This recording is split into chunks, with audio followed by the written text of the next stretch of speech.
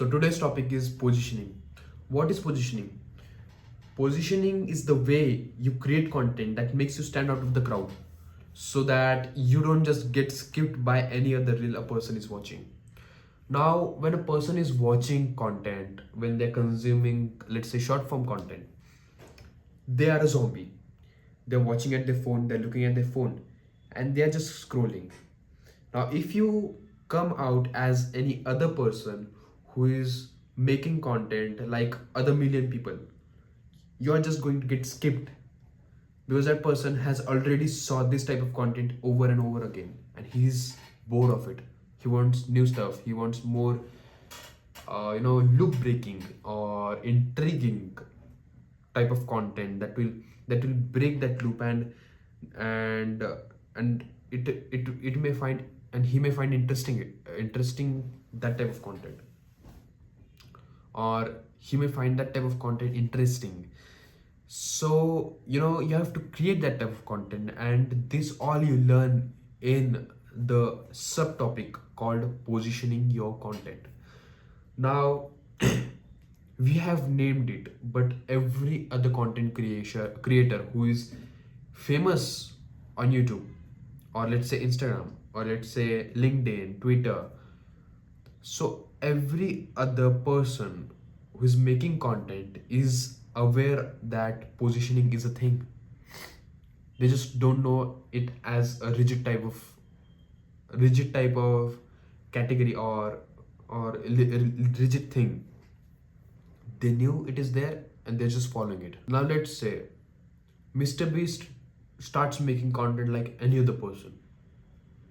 Will he be getting viral again? No. He's creating a content that no one else is following. He is authentic and he has his different type of style which keeps evolving over time. But people are attracted to that type of content, and that's why Mr. Beast videos are so popular and they get so many views, just because people know that you're not going to get this type of content on any other channel. Mr. Beast is only the way. So you have to create that type of content. Now, how do you even make the content that stands out? So there are a few points which you have to keep in mind. First point is having a clear and specific problem to solve. Now, you're a content creator and you have some or the other problem to solve. Let's say people are getting bored through over highly edited videos, so you're going to make a type of entertainment that is not very highly edited. So that could be an example, or you have various examples which are like, if you are a doctor and every other doctor is talking about symptoms but they are not giving proper solutions, you could be the one who will give that type of solution in a different kind of way. Let's say you're giving solution in an animated way which no other person is doing. So there are endless possibilities how you can differentiate your content. And differentiate your content, there must be a problem to solve, and that problem must have demand. Now if you're creating content and you're solving a problem, but there are very less amount of people that are having the same type of problem, so it's not at all feasible to make content designed and curated for that specific group of very small amount of people. So you have to first of all see that problem, you have to identify that problem, then you have to look at whether that problem is having any demand or not, and that's when you start creating content. And now you have found a gap in the market and you are using it. So that is the thing. Second point is specifying audience. Now when you're specifying audience, many people think like using you know using old ways of specifying your audience. They'll use age either, or they may use demographics like interests or geography. But in the modern world that doesn't matter, because nowadays the content that teenagers are watching, even old people may find it interesting, middle-aged people may find it interesting. Okay, it's not like a thing that teenagers are liking are not liked by any other people. If you look at geography, it's not like developed countries like different type of content, and developing countries like third world countries are interested in different type of content. It's not like that. So this line has faded away, and now you have to look at other things. You have to look at mental and ideological or behavioral patterns of people, and you have to study them.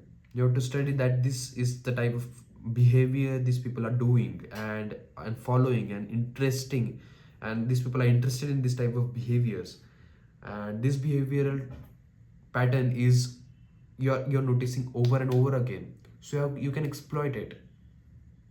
So that is the thing. That's how you specify audience in this modern content creation game. Third thing, which is very important, is you have to be more of a mechanism driven problem solver more than showing people end results. Look, every other content you are seeing online, people are showing you the end results, that you will earn this amount of money, you will get this amount of clients, let's say. But no one is showing the mechanism behind it, why you should even get this many clients, and what is the even use of, or how do you, let's say people are, when someone is creating offer for lead generation, that people will say you will get 20 leads at the end of this month, but no one will show the mechanism behind it. Why is it even important to show the mechanism? Because people are tired of creating of consuming this type of content where people are showing end results. You will come out as a scammer to them.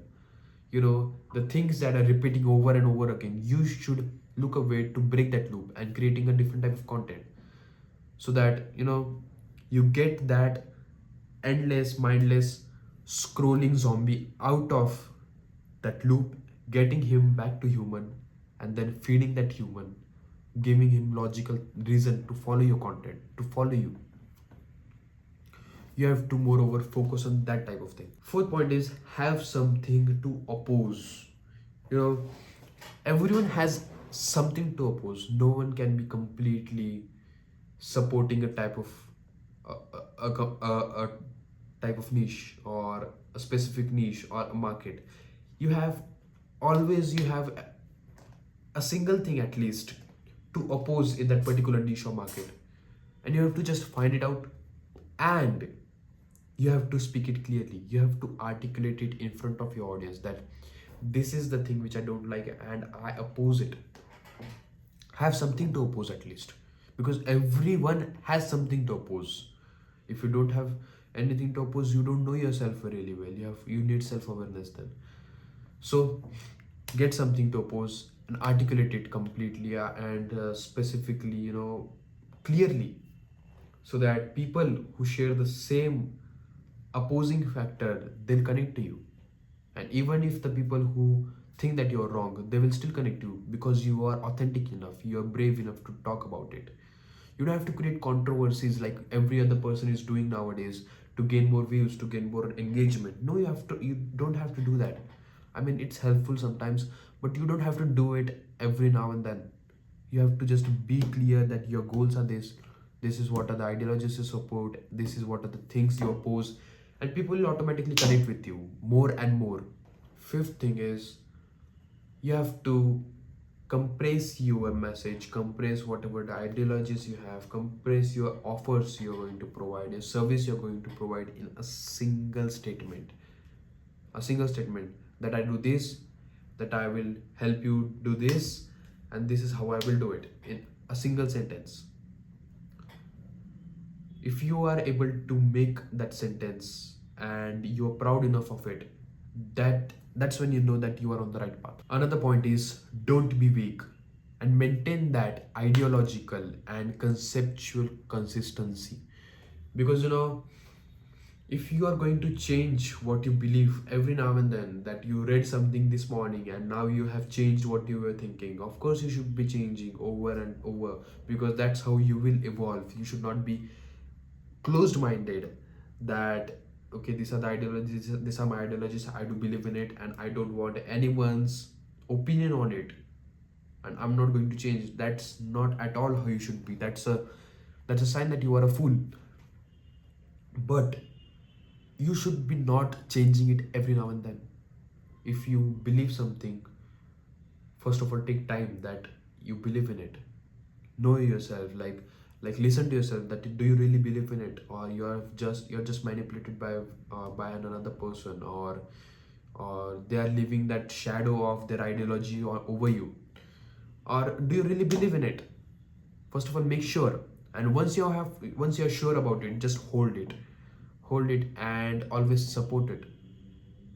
If you think that, okay, I have made a mistake, I've made a mistake, that I'm not ready to, like, this is the ideology, I was believing in it and I don't believe in it anymore. So first of all, notice that you have made a mistake. Don't make that mistake next time. And now, as you have to change your content in a specific way, just be clear in front of your audience that this is the mistake I have done, and I apologize, and now this is the type of content I make.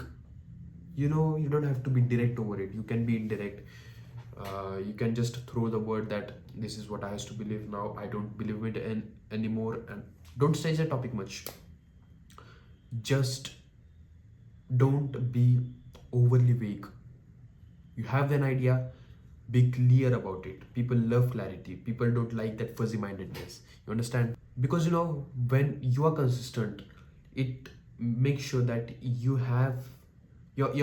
creating that repetitions, and when you are putting that repetitions in, that repetition will gain you recognition, because you will be associated to that specific type of idea you're supporting. And when you're vague about that idea, you'll no longer be associated to it, and people will more often start to hate you than liking you. So that's not at all what we want. Another point, and the final point, is do accept the polarization. People are of course going to hate you, because clarity creates repulsion. Definitely it does, because when you're clear about an idea, as I told you, there is always something that you don't like in a specific niche, in a specific market, in a specific person. There is of course that thing which people which you don't like, and of course there are thousands of people that are going to view you, that are going to listen to you, and few are going to hate you, and they are going to extremely hate you. They are going to be extremely polarized by whatever your ideologies are and whatever you are standing up for. They're of course going to hit you, and that's when you know that you are on the right path. Because if you're not that type of person, if everyone is liking you, you are not getting any love then, and you're not going to get any hate too. And neutrality equals invisibility. So never try to be neutral. Hold a point and be holding it. Don't be ever try to be likable, because there will always be a time, or there are always going to be a group of people that is going to hate you, and you have to be ready for it. And you should love it that people are hating you. Some only small group of people are hating you, because that's when you know that you're on the right path. Also, if no one is agreeing to you sharply, your positioning is insufficiently sharp. So should always be the people who support you, who of course believe in you, their ideologies match with you, and the vice versa. That's when you know your positioning is right. So that's it for today, guys. That's it for positioning. I hope you liked it. If you have any doubts, do ask them in the comments. Subscribe to the channel. I'll meet you in the next one. Till then, keep hustling. Take care. Bye.